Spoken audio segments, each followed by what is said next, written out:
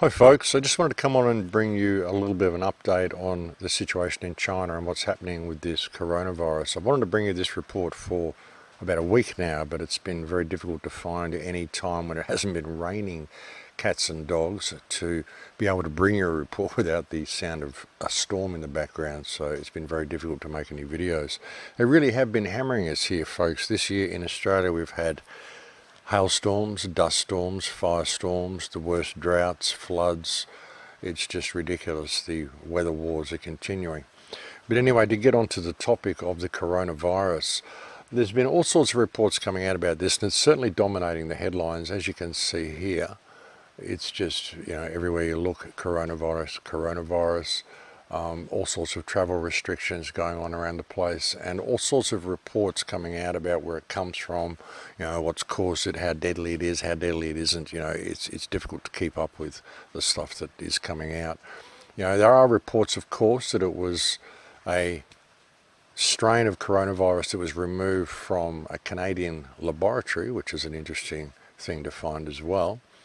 But, what we're hearing mainly in the reports that we're seeing about the coronavirus is either how deadly it is or how much the Chinese are working to control and contain the coronavirus. We've got here reports here, coronavirus is airborne, we need to all watch out, it has a certain incubation period, all sorts of stuff like this. There's reports of a sudden rise in SO2 levels, suggesting a huge cremation surge that is happening. In Wuhan, they're talking about the fact that they're burning so many bodies. Links will be below for all of this stuff, folks. But this is what we're hearing. We're hearing all sorts of fear-mongering coming out, and we're hearing all sorts of reports of how, here we go, it's worse than what they're telling us. And yet again, we're getting other reports to say, well, it's actually not as bad as what they're telling us. This report here by Dr. John Bergman, he's saying that the reports of coronavirus indicate that it is actually 98% of people are surviving the coronavirus. I think he shows a statistic here. So you have a 98% survival rate and a 2% death rate with the coronavirus. So, there's a lot of reports coming out, folks, and it's hard to know what the truth is. But even with reports like this, there's reports the mainstream are putting out to make sure that you don't listen to them.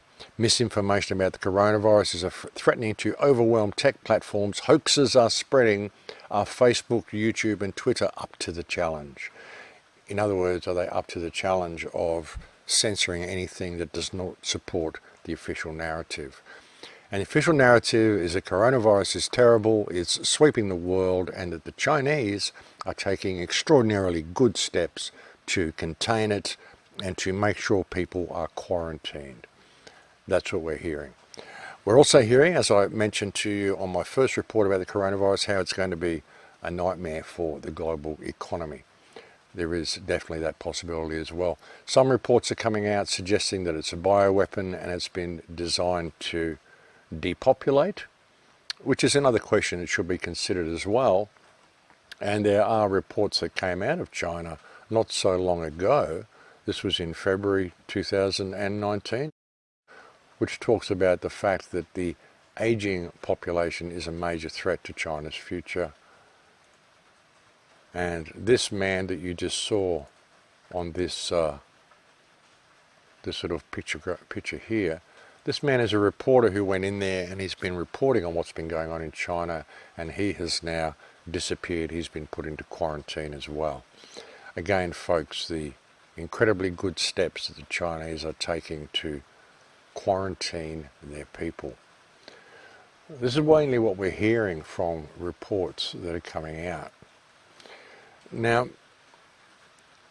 when you look at what's going on in Wuhan, the streets of Wuhan are pretty well empty. Not a lot of people around anymore. Everybody's scared of this virus.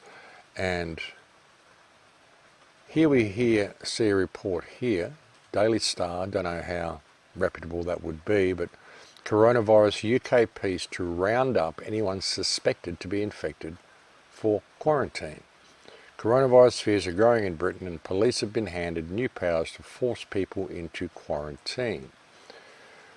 As I said, I don't know whether this is true. Perhaps someone in England could look into this and confirm whether it is true. But what we've seen in China, that the people have been praising the Chinese so much about, are these new hospitals, these prefab hospitals, the fact that China was able to build these hospitals so quickly, throw them together, and what great steps they're taking to quarantine their people and to prevent the spread of this outbreak. But having a close look at these hospitals, folks, it looks like a whole bunch of containers, shipping containers. Maybe not shipping containers, but certainly looks like shipping containers. Metal containers all stacked together to form what we're told is a hospital. But is it really a hospital, folks? You have a close look at these facilities. You've got metal walls, and you look at these windows. You look at the setup of these. Does that really look like a hospital, folks? Or does it look like a prison compound? Bars on all the windows here. These are detention centres, ladies and gentlemen. You've got bars on the windows on the inside as well. Metal walls, metal doors, bars on the windows. Does this look like any type of hospital that you would normally see anywhere, folks? It really doesn't. And some of the reports that have been coming out of China show that these steps of quarantine that they're taking are next level, folks. People are literally being barricaded into their homes. Chinese authorities are going around, there's video footage that has been leaking from China which is showing them going into apartment buildings and simply locking whole families into their apartments, just barricading the doors, putting up metal braces and wooden barriers across the doors so they can't open the doors and can't get out. Whole families just locking them in their apartments and walking away and leaving them. No regard for whether they can get food or water, no regard for whether they can get medical supplies, just locking people in buildings and leaving them there. And there's other video footage which has been emerging of them dumping piles of dirt in front of shopping buildings and in front of apartment buildings to prevent the front doors being open, so you're locking off whole apartment buildings full of people. And also video footage of them welding people's front doors shut, welding their hinges on their doors shut so the doors can't be opened from the inside. Simply locking people into their homes, folks, and calling that quarantine. But if you lock someone into their homes, you know, how can they get food? How can they get help? How can they get any assistance at all? You're simply incarcerating people, locking them into a building, walking away and leaving them to die. How is that quarantining anybody? And I'm going to show you some video footage here that's been leaked out of China, and I want you to have a look at this and think whether you consider this to be an effective method of quarantining.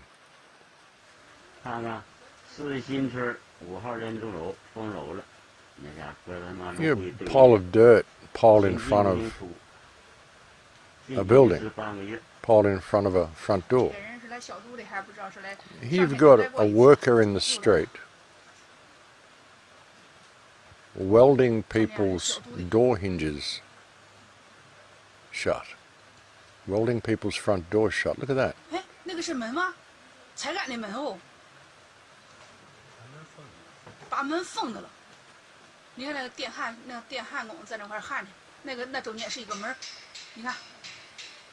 Literally locking people into their homes with no way out. For quarantine?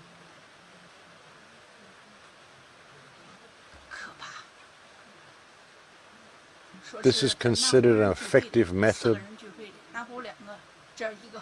of quarantine?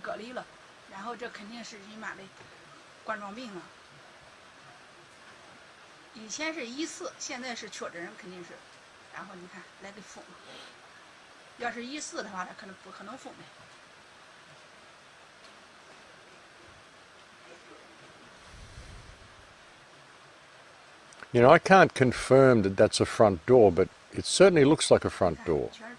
And the person who leaked it apparently is claiming it's a front door. If there's someone who can understand Chinese, who can read what's on the screen or can understand what the woman's saying, it would be wonderful if you could leave a comment below. But that appears to be a man welding someone's front door shut.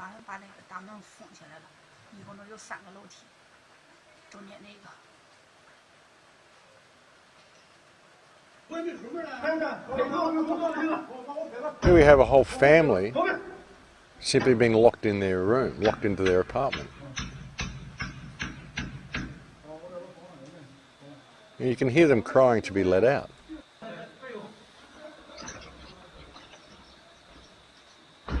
And another one.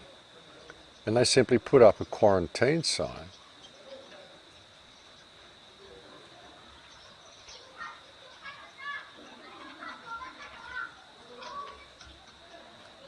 It sounds like there's children in there. A whole family. And they simply put up this huge metal barrier on their front door, put up a quarantine sign, and leave them there.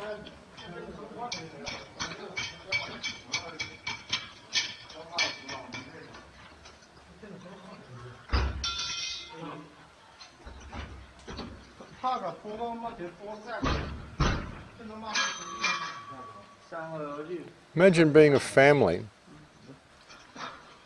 and you get told you need to be quarantined and they simply come and barricade your apartment door. So you can't get out anymore. You have what food you've got in your fridge and in the cupboard. That's it. Put up a quarantine sign. Do this to your front door.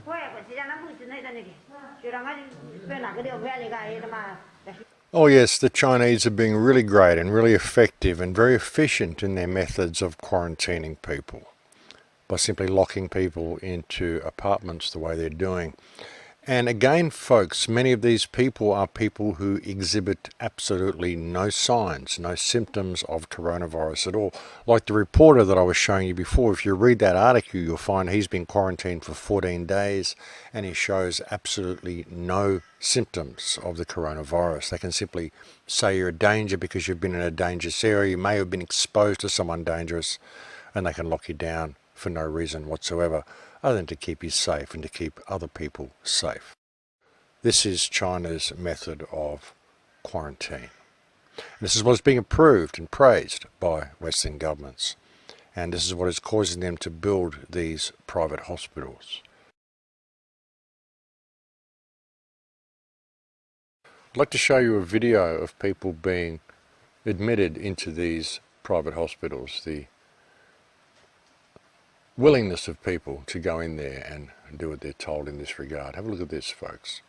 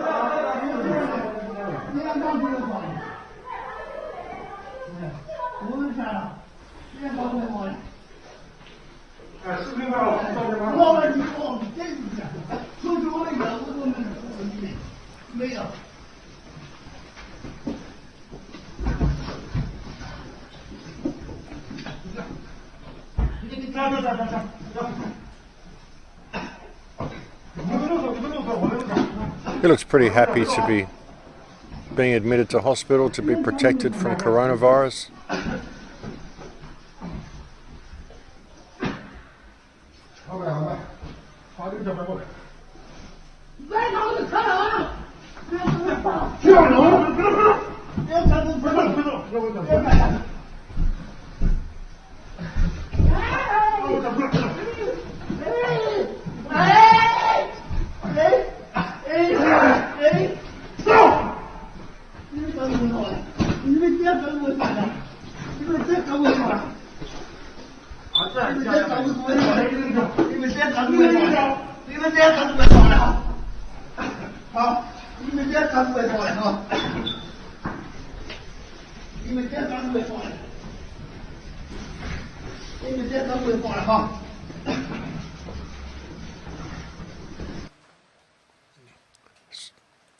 So that's what's really happening in China, folks. That's their method of quarantining their people.